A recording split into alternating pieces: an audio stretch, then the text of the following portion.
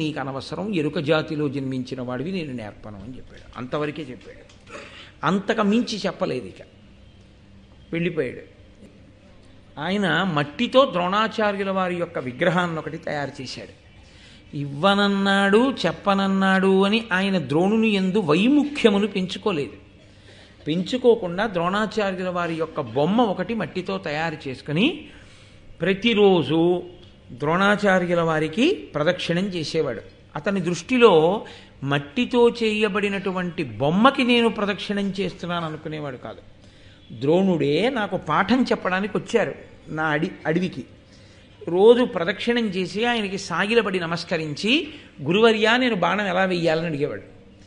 ఆయనకి ద్రోణుడే చెప్పినట్లుగా సందేశం వస్తుండేది. గురువా చెప్పేది, శిష్యుడి గురువా? శిష్యుడి గురువు. ద్రోణుడు వచ్చి చెప్పలేదు పాఠం, కానీ ఆయనకి ద్రోణ తేజస్సు పలికిందంతే. పలికి ఆయనకి అవగతమయ్యాయి అన్నీ. జన్మజన్మాంతర సంస్కారం, ఆయనకున్న గురుభక్తి అంత గొప్పది. కాబట్టి ఆయనకిప్పుడు అడుగుతూ ఉండేవాడు, వాయవ్యాస్త్రం ఎలా, లేకపోతే ఈ బాణం వేయడం ఎలా, ఒకేసారి వింటినారికి ఇన్ని బాణములను తొడిగి విడిచిపెట్టడం ఎలా. అంతే, గురువుగారి దగ్గర నిలబడి నేర్పుతున్నట్లు అనిపించేది. వచ్చేస్తే అతను చాలా గొప్ప అస్త్ర విద్యా రహస్యంబులు అద్దిబడసి, అస్త్రముల యొక్క విద్యా రహస్యములన్నింటినీ పొందాడు.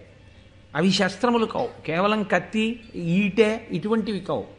అవి అస్త్రములు. అస్త్రములు అంటే మంత్ర సంబంధములు. మంత్రముల యొక్క ఉపదేశం అతనికి జరిగిపోయింది ద్రోణుని వలన.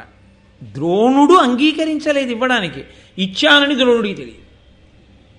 ఆయనేమి ఇవ్వలేదు. మీరు ద్రోణుడిని అడిగారనుకోండి, నేను ఇవ్వలేదని చెప్పాడు ద్రోణుడు. నేను ఇవ్వలేదు ఆ విద్య, నాకు తెలియదు. ద్రోణుడే ఉపదేశం చేశాడు ఏకలవ్యుడు.